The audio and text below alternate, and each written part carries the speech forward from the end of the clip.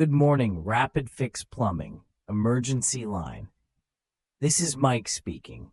How can I help you today? We're available around the clock for exactly these kinds of situations, so please don't worry. You've reached the right people. Just take a moment and let me know what's going on, and we'll work through it together step by step. Whatever the problem is, we'll figure out the best course of action for you right away. Hi, yes. Oh, thank goodness someone answered. I have a huge emergency right now. There is water absolutely everywhere in my kitchen. I think a pipe has burst or something under the sink. I honestly don't really know the proper term for it, but there was water just spraying out, and now the whole floor is covered. I woke up to this at 6:45 in the morning, and I am completely panicking. Please help me. Okay, first of all, take a deep breath. I know this feels overwhelming right now, but you've called the right place, and I am going to walk you through exactly what to do. You are not alone in this. Now, the very first and most important question. Have you turned off your water main yet? The water main, sometimes called the main shutoff valve, is the primary control that stops all water flowing into your home. If you haven't done that yet, that needs to happen immediately. Yes, I already did that. I remembered hearing about it somewhere, maybe from a TV show or something, and I just ran and turned it off as fast as I could. The water has mostly stopped spraying now, which is such a relief, but there is still an enormous amount of water sitting on the floor. It's like a small lake in here. My socks are completely soaked and I don't even know where to start. What do I do next? That was absolutely the right thing to do. Turning off the water main straight away has already stopped the situation from getting significantly worse, and you should feel good about that quick thinking. Now I need to ask you a few questions so I can properly assess the damage and send the right help to you. Can you tell me exactly where the burst pipe is located? I know you mentioned the kitchen, but whereabouts in the kitchen? Whereabouts just means the approximate location, like near the window, under the sink, behind the fridge, that kind of thing. It's definitely under the sink. I opened the cabinet doors under the sink, and that's where all the water was coming from. There's a pipe at the very back of the cabinet, and it looks like it has split open somehow. Like there's a crack or a tear running along it. I'm not sure of the right word. And the water was just shooting out from that area really forcefully before I turned off the main. The cabinet itself is soaked, and there's water dripping from the inside of the cabinet, too. That description is really helpful. Thank you. Based on what you're describing, the crack running along the pipe and the water spraying out forcefully, it sounds very much like what we call a ruptured supply pipe. Ruptured just means it has broken open suddenly, often with some force. Supply pipes are the ones that carry clean water into your fixtures, like sinks and toilets. Now I need to ask, can you look at the pipe and tell me whether it appears to be made of metal or plastic? Even just a rough description of the color will help me understand what we're dealing with. Okay, let me look more carefully. Hold on just 1 second. Right, I'm looking at it now. I think it's metal. It's silver colored, kind of shiny, though in one spot it looks a bit darker and rough, almost crusty looking, which I guess is rust or something. And there's a sort of joint or connector piece quite close to where the crack is, like a little ring or collar where two sections of the pipe join together. I don't know what that part is called, but it definitely looks like that's around where the damage happened. That's a great description. Very clear and useful. The rough, crusty area you're seeing is called corrosion, which means the metal has been gradually weakened over time by rust and chemical reactions.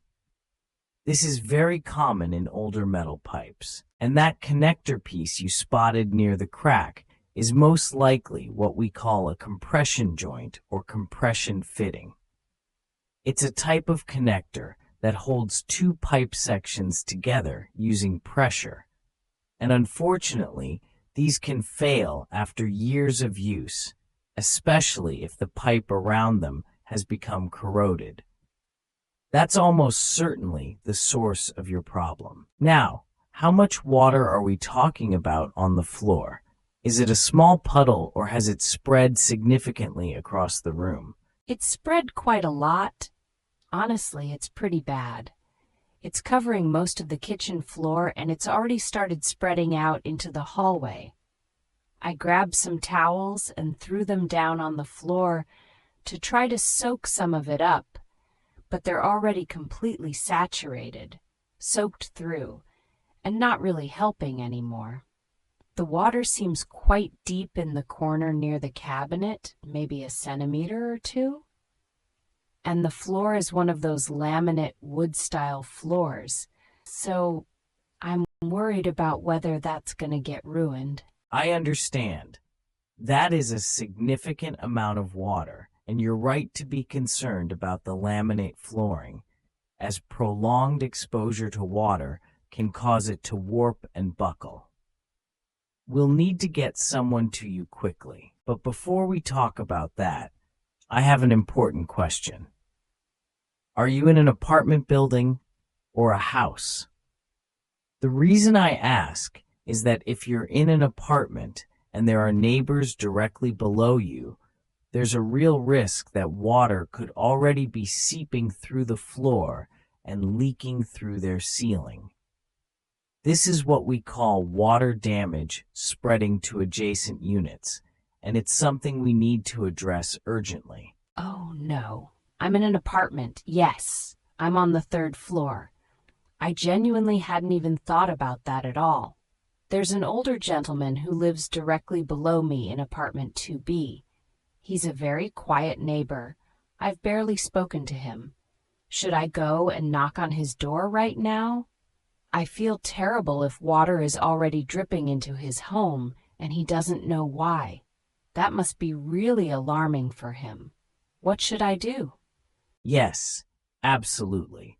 Once we finish this call, go and knock on his door right away. The phrase we use for this is giving someone a heads up. It's an informal but very common English expression that means warning or notifying someone about something in advance. So you'd be giving your neighbor a heads up about what's happening. When you knock, ask him to check if there's any sign of water coming through his ceiling, particularly in his kitchen area. If there is, building management or emergency services may also need to be involved. But for now, let's get a plumber to you first. Can I take your address so I can dispatch someone immediately? Yes, of course. It's 14 Greenfield Avenue, apartment 3B. That's Greenfield. It's on the corner of Greenfield and Maple Street, if that helps. And please, how quickly can someone get here? I know it's early morning on a Tuesday, and maybe your plumbers aren't all available yet, but this really is urgent. I'm standing here in wet socks with a flooded kitchen, and I honestly don't know how much more damage is being done every minute. Is there someone who can come quickly? I have already pulled up your location while we've been talking, and I can see we have a technician named Tom who is currently just about 15 minutes from your address. I'm dispatching him right now. Dispatching means I'm officially sending him to your location as an emergency call. He will call you directly when he is about 5 minutes away, so you can be ready to let him in. We operate our emergency line 24 hours a day, 7 days a week, precisely for situations like yours. While you wait for Tom, I do want to ask, do you have a mop or perhaps a wet vacuum at home? A wet vacuum is a special vacuum designed to suck up liquids, and it would really help you start clearing that water off the floor before it soaks in further. Oh, that's a relief. 15 minutes isn't too long at all. Thank you so much for doing that so quickly. I do have a mop, yes. It's in the utility cupboard just off the hallway, so I can get that started right away. I don't have a wet vacuum, unfortunately, just a regular one. I'll use the mop as best I can, but before I start doing anything, is there anything I absolutely should not touch? I really don't want to accidentally make the situation worse or damage something I shouldn't. Are there things I need to avoid doing while I wait for Tom? That's a very sensible question, and I'm glad you asked. The number one rule is do not attempt to repair the pipe yourself or try to remove any of those fittings or connectors. Even if you think you could tighten something, you risk making the damage significantly worse. Leave everything under the sink exactly as it is. Secondly, and this is critically important from a safety perspective, if there are any electrical appliances or power outlets near the flooded area, you need to switch them off at what we call the breaker panel or circuit breaker.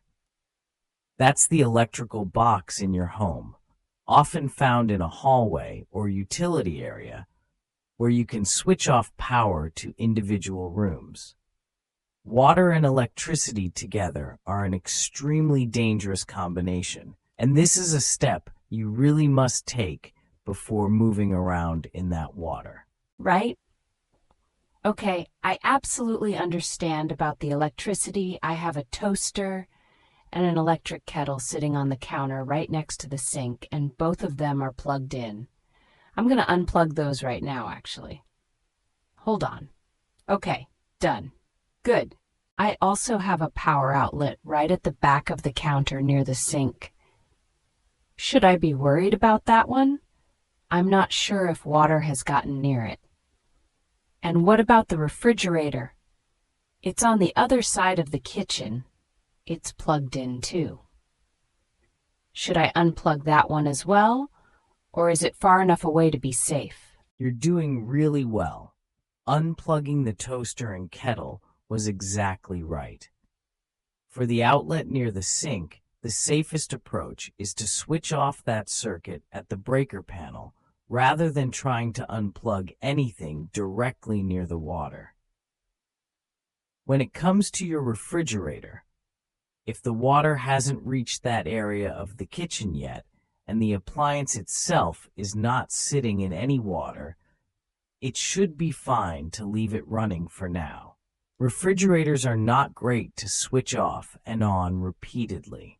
As for walking through the water, as long as no appliances have been submerged in it and you've turned off nearby circuits at the breaker, it is generally safe. But please wear rubber-soled shoes if you have them. Rubber-soled shoes have a rubber bottom that does not conduct electricity, which gives you an extra layer of protection just in case. Okay, that all makes really good sense. I have my rain boots right by the front door, so I'll go grab those. They definitely have rubber soles. I do have one more big question, though, and it's been worrying me since I made this call. Tom is coming to assess the damage, which is great, but is he actually going to be able to fix the pipe today during this visit? I genuinely cannot be without running water for the whole day. I need water for drinking, for the bathroom, for everything. Can the repair actually be completed this morning? Or will I have to wait days for parts to be ordered or something? That's a completely understandable concern, and I want to reassure you as much as I can. When Tom arrives, the first thing he'll do is assess the damage. That means he'll carefully look at the situation and determine exactly what needs to be done and what parts are required.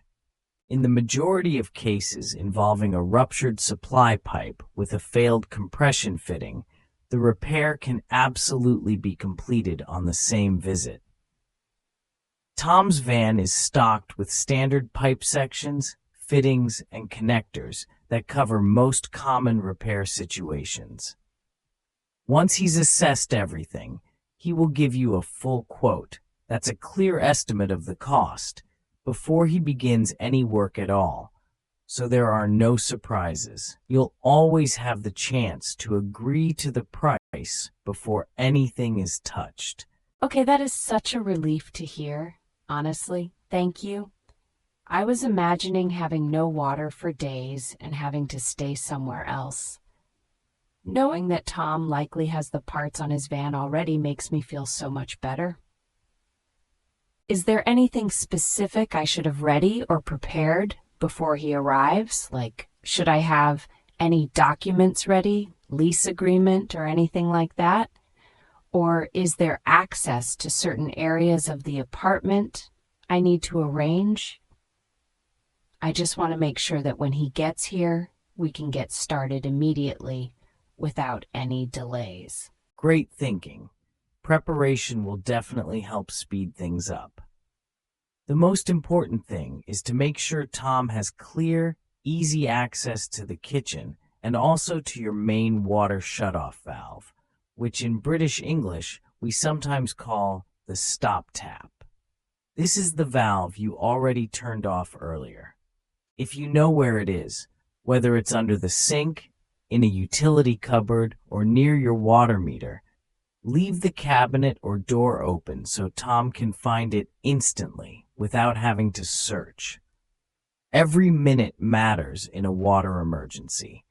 You don't need any formal documents for the repair visit itself, though if you have home or renter's insurance, it's worth knowing your policy number, as you may be able to make what's called an insurance claim to cover the cost of the damage. An insurance claim? Oh, I hadn't even thought about that yet. I do have renter's insurance, but I've never had to use it before, so I'm not entirely sure how that process works. Do I contact them after everything is fixed, or do I need to call them now before anything is repaired? I don't want to do the wrong thing and accidentally make my claim invalid or something. This is all quite new territory for me. That's a really important question, and here's a crucial tip that many people don't know. Before you start mopping up or cleaning anything, take as many photographs on your phone as you can of all the damage. Get pictures of the burst pipe, the water on the floor, the wet cabinets, the soaked towels, everything. These photos serve as evidence when you file an insurance claim later, and insurers will ask for visual documentation of the damage as it was found. You don't necessarily need to call your insurance company right this minute. Getting the emergency repair sorted is the priority, but do call them today after Tom has been. Most renters' insurance policies cover sudden water damage from burst pipes, so there's a good chance you'll be able to claim back at least some of the repair and damage costs. Oh, wow, that is such a good tip. I honestly would not have thought to take photos before I started cleaning up. I would have just grabbed the mop and started straight away. Let me do that right now while we're still on the phone. I'm walking into the kitchen now. I've got my rain boots on, and I'm taking photos of the cabinet, the pipe, the water on the floor, all of it. Should I also photograph the hallway where the water has spread to, and the towels on the floor? Or is it mainly just the source of the damage that matters for the insurance people? Yes, photograph everything. The more documentation you have, the stronger your insurance claim will be. Photograph the hallway. the spread of water, the soaked towels, the cabinet interior, close-ups of the cracked pipe, and the compression fitting, and ideally take a wide shot of the whole kitchen so they can see the overall extent of the flooding. Insurance assessors, the people who evaluate your claim, look at the full picture, quite literally. They want to see where the damage started and how far it spread. If the laminate flooring shows signs of warping or bubbling later, you'll want photos of the original state too, so they can compare. You're doing exactly the right thing. Okay, I've taken about 20 photos from different angles. I think I've got a really good record of everything. Thank you so much for reminding me about that.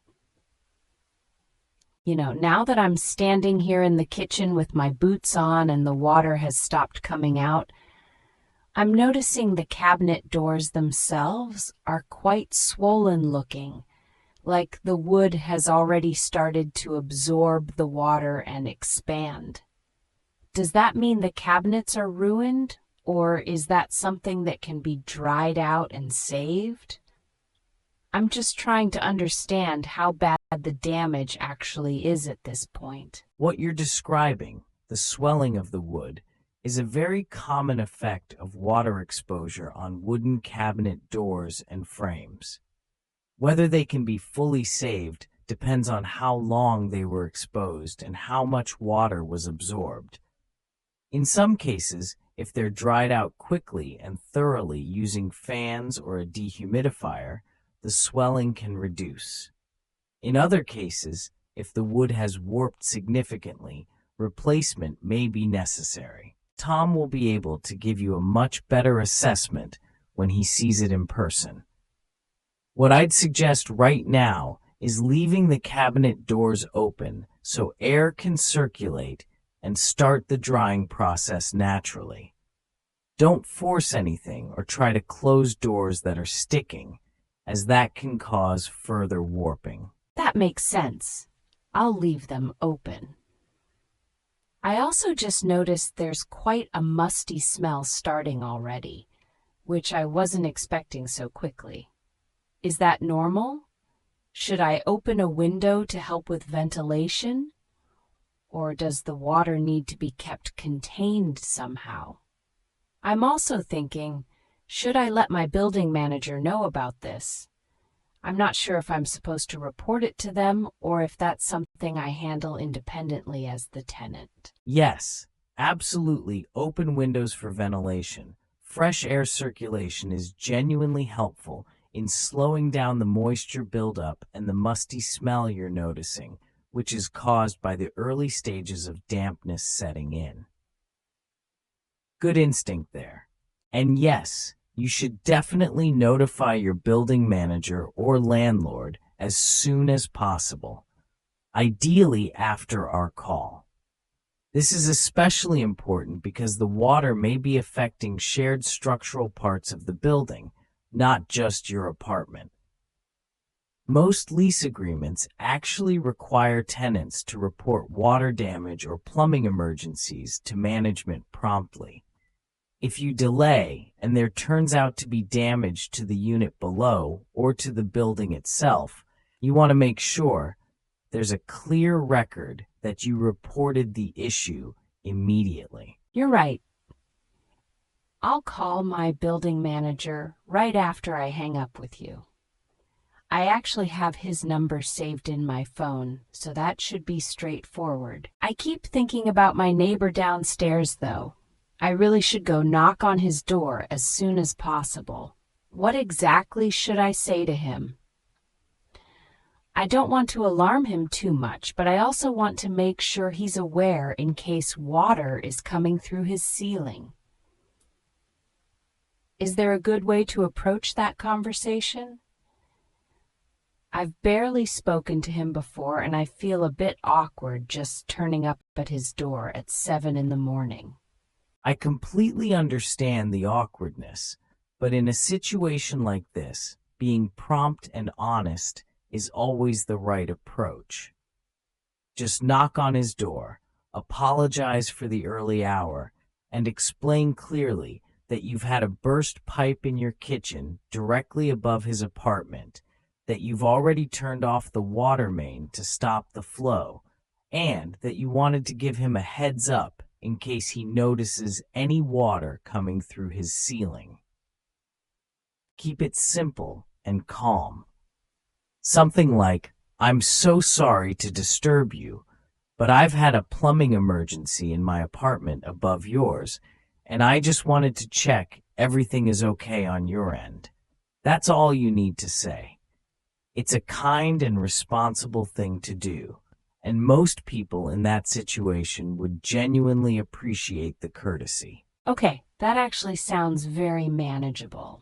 I'll do that as soon as we're off the phone. I just thought of something else. What if Tom arrives and finds that the damage is much more extensive than what we've discussed? Like, what if there are other pipes that are also corroded, or about to fail? Is there any chance he'd need to do a lot more work than just fixing this one pipe? I'm just trying to mentally prepare myself for the worst case, I suppose. And from a cost perspective, I want to understand roughly what I might be looking at. That's a very sensible thing to think about, and I want to be transparent with you. Tom will certainly do a full visual inspection while he's there, not just of the burst section, but of the surrounding pipework as well. If he notices other areas of significant corrosion or signs of weakness in the fittings, he will point those out to you and explain the options. However, and this is important, he will always give you a full quote for any additional work before doing anything beyond the immediate emergency repair. You are never obligated to agree to work without first understanding the cost and having time to consider it. The emergency visit itself, the basic repair of the burst section, that's what he's being dispatched for today. Any extra work is a separate conversation that you can approach with a clear head. That's really reassuring to know that I'll always be given a quote before anything extra is done. I was a bit worried about the bill getting out of hand, especially on an early morning emergency call. Actually, speaking of cost, is there a higher fee for emergency calls outside of regular business hours? I've heard that plumbers often charge more for early morning or weekend call-outs, and since it's just before 7 in the morning on a Tuesday, I'm wondering if that applies here. I'd rather know in advance than be surprised when I see the invoice. You're right to ask. It's a fair and important question. Many plumbing and emergency services do apply what's called a call-out fee or emergency surcharge for visits outside of standard business hours, which typically means early mornings, evenings, weekends, and public holidays. Our company does have a slightly higher rate for emergency call-outs before 8 in the morning, which Tom will include in his quote when he arrives. However, all the pricing will be clearly itemized, meaning broken down line by line, so you can see exactly what you're paying for. Again, nothing starts until you've agreed. And as we mentioned, your renter's insurance may cover a portion of these costs, which is definitely worth exploring when you call them today. Good to know. At least I can mentally prepare for that. Honestly, at this point, I just want the pipe fixed and the water cleaned up. A bit of extra cost is worth it for the peace of mind. I've started mopping now while we're talking, and I have to say the amount of water on this floor is really quite something. Every time I wring out the mop, it fills up again almost immediately. Is there any technique to mopping water up efficiently, or is it just slow going no matter what? And should I be mopping toward the drain in the floor, or does it not matter which direction? Yes, Unfortunately, with large volumes of standing water, mopping is inherently a slow process. If your kitchen has a floor drain, definitely work toward that first so the water has somewhere to go. If there's no drain, try to work in sections and squeeze the mop out into a bucket frequently rather than letting the mop become too saturated, as a waterlogged mop actually pushes water around more than it absorbs it. If you have any large towels or even old bed sheets you don't mind getting wet, laying those down and pressing them firmly with your feet can actually absorb a surprising amount of water quite quickly, sometimes faster than a mop for standing water. Then you wring those out into the bucket. It's not glamorous, but it works. I'll try the towels technique. I do have a few old bath towels I don't particularly care about. Mike, while I'm mopping, can I ask you something slightly off topic? You've been so incredibly calm and helpful throughout this whole call, and I imagine you deal with panicked people like me every single day. Does it ever get stressful for you being the person on the other end of the line when people are in crisis? I'm genuinely curious. You have such a reassuring manner, and I feel so much calmer now than when I first called. That's very kind of you to say, and it's a nice question. Honestly, yes, there are moments that are quite intense, especially when someone calls in a genuine panic at 2 or 3 in the morning with a serious flood or a gas concern. But over the years, you develop a kind of mental framework for these calls. The key is to ask structured questions in the right order. First, is anyone in danger? Second, has the immediate problem been stopped or contained? Third, what exactly is the situation? Once you move a caller through those first steps and they realize they've already done something right, like you had by turning off the water main, you can feel the panic in their voice start to ease. It's genuinely one of the most rewarding parts of the job, actually, helping people through a crisis with clear information. That's a really lovely way to look at it. And you're right. I honestly felt so much better the moment you told me I'd already done the right thing by turning off the water main. That one sentence made such a difference. Okay, I just got a text message on my phone. It says it's from Tom the plumber, and he says he is about 5 minutes away. So he must have your dispatch notification already. That's fantastic. Should I go downstairs to meet him at the main entrance? Or should I wait for him to buzz up? I want to make sure we don't waste any time. Excellent. Tom is right on time. Yes, I'd suggest heading down to the main entrance to meet him in about 3 to 4 minutes so he doesn't have to wait for you to buzz him in and come up. Every minute counts when there's water on the floor. Before you go down, make sure the kitchen cabinet under the sink is still open so he can access the pipe immediately. And make sure the stop tap, the main water shutoff valve you turned off earlier, is clearly accessible and visible. If there's anything in front of the cupboard it's in, move it out of the way now. Tom is very experienced, and he'll get straight to work assessing the damage the moment he walks in. Done. Cabinet under the sink is open, and the stop tap cupboard in the hallway is accessible. I've cleared a path from the front door to the kitchen, too, so he can walk straight through without any obstacles. Mike, before I go meet Tom, I just want to say a huge thank you. Genuinely. When I called 20 minutes ago, I was completely panicking and not thinking straight at all. You talked me through everything so calmly and clearly, and now I feel like I actually have a handle on the situation. You gave me practical steps, useful vocabulary, safety advice, and even tips for the insurance claim. You've been absolutely wonderful. It's genuinely my pleasure.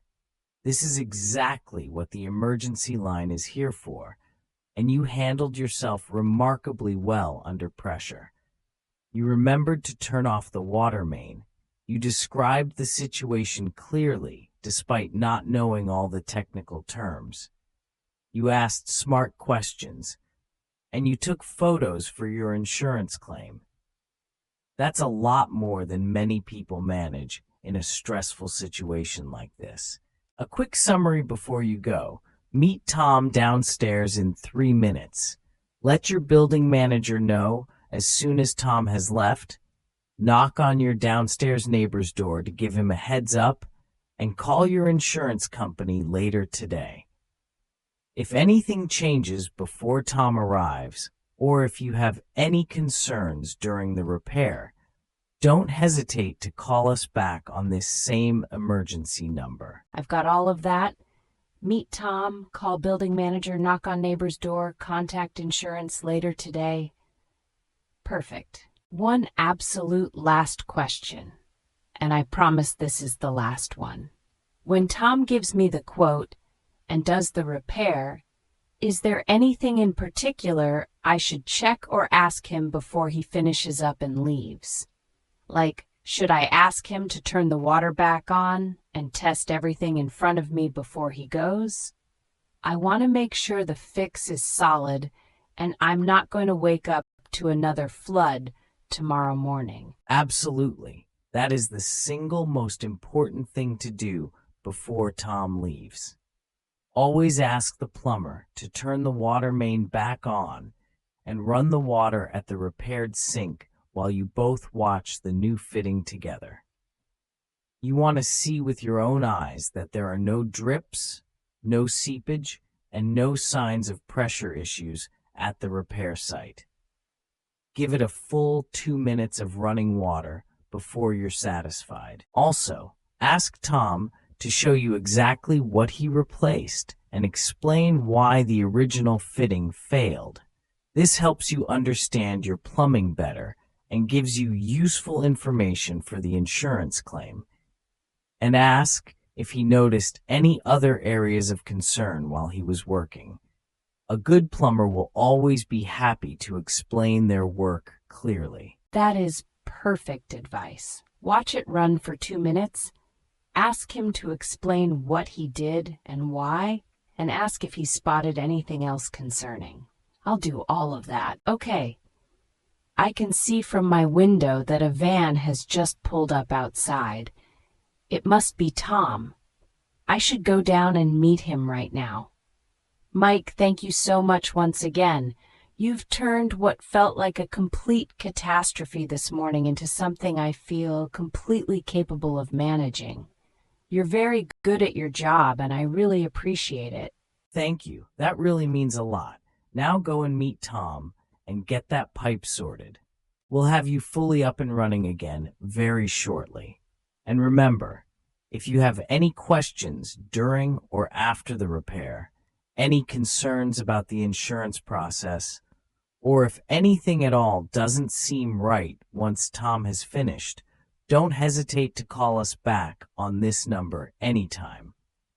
That's what the 24-hour emergency line is here for. Take care of yourself, Sarah, and I hope the rest of your Tuesday is significantly more relaxing than the first part of it. Ha! I certainly hope so too. Okay, going now. Bye, Mike, and thank you again. And for anyone learning English who is watching this, I want to say that even though I was panicking, using simple, clear language and describing what I could see, even when I didn't know the exact words, was enough to get help. You don't need to know every technical term to communicate an emergency effectively. Just describe what you see and feel, and a professional will guide you through the rest. That's the real lesson here. And on that note, a perfect summary for any English learner watching this conversation. You saw today how powerful it can be to use hedging language like I think, or it looks like, or something, when you're uncertain of the exact word. You heard how professionals use structured questioning to quickly assess a situation, and you picked up a whole range of useful vocabulary: burst pipe, ruptured, supply pipe, compression fitting, corroded, stop tap, breaker panel, insurance claim, and so much more. The key message: clear, simple, honest communication saves the day, in English and in any language. Well done to Sarah, and good luck with your English learning journey. Let's do a quick recap of the most important vocabulary and phrases from today's conversation. First, a burst pipe means a pipe that has cracked or broken open. We also use the word ruptured, which means the same thing but sounds more technical and formal. The water main or main shutoff valve is the primary control that stops all water going into your home. Turning it off is always the first step in a plumbing emergency. In British English, this is often called the stop tap. Knowing this term and knowing where your stop tap is could save you from a very expensive flood one day. Next up, a compression joint or compression fitting is a type of pipe connector that joins two sections of pipe together using pressure. These fittings can fail over time, especially if the surrounding metal pipe has become corroded, meaning weakened by rust and chemical reactions. When metal pipes are old and corroded, they become brittle and much more vulnerable to cracking under normal water pressure. This is exactly what happened in Sarah's kitchen today. If you live in an older home or apartment, it's worth having your pipework inspected periodically to check for early signs of corrosion before a burst pipe happens. Now let's talk about some of the very useful everyday phrases from today. When Mike said, "first things first," this is a really natural English phrase used to signal that you're about to give the most important or urgent instruction. You'll hear it a lot in professional and emergency contexts. He also used the phrase, "how much water are we talking about?" which is a casual but professional way to ask about the scale or quantity of a problem. Instead of asking, "what is the volume of water?" native speakers often use this softer, more conversational structure. It sounds natural and puts the other person at ease. Another great phrase from today's conversation was "give him a heads up," meaning to warn or notify someone in advance about something. This is a very informal and friendly expression used constantly in everyday English. You could say, "just wanted to give you a heads up that the meeting has been moved," or "she gave me a heads up about the problem before the boss arrived." And at the end of the call, Mike said, "we'll have you sorted out soon," a very British English expression meaning the problem will be resolved.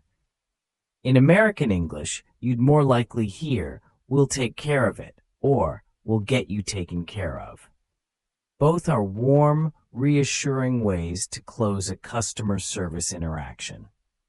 Let's also highlight the safety vocabulary from this conversation because it's genuinely important for everyday life. The breaker panel or circuit breaker is the electrical box in your home where you can switch off power to individual rooms or circuits. Knowing how to use this safely during a water emergency could prevent a very serious accident. And rubber-soled shoes, shoes with a rubber bottom, are important around water because rubber does not conduct electricity. This is why electricians and workers in wet environments always wear them. In a flooded room where electrical appliances may be nearby, this simple precaution can genuinely protect you from electric shock. And finally, the phrase "assess the damage" is incredibly useful in many everyday contexts, not just plumbing. It means to look carefully at a problem and determine how serious it is and what needs to be done. You might assess the damage after a car accident, a failed business deal, a difficult conversation, or a flooded kitchen. The related phrase quote is also essential consumer English. It means a cost estimate given before work begins. Always ask for a full quote before agreeing to any repair or service. A reputable company will always provide this, and you should never feel pressured to agree to costs you haven't been clearly shown in advance. This protects you as a consumer. Thank you so much for joining us for today's English conversation lesson on emergency plumbing and household crisis management. We hope you found it practical, educational, and maybe even a little bit reassuring for your own life. Remember, the vocabulary and phrases you learned today are not just for plumbing emergencies. They apply to any situation where you need to call a professional service, describe a problem you're not familiar with, follow safety instructions, or manage a stressful situation calmly and clearly in English. These are real-life skills, and practicing them through conversations like this one is one of the best ways to build confidence. If you found this lesson helpful, please like and subscribe so you never miss a new conversation lesson. We release new dialogues covering everyday real-life situations in English, from medical appointments and job interviews to travel emergencies and customer service calls. Try this challenge before our next lesson.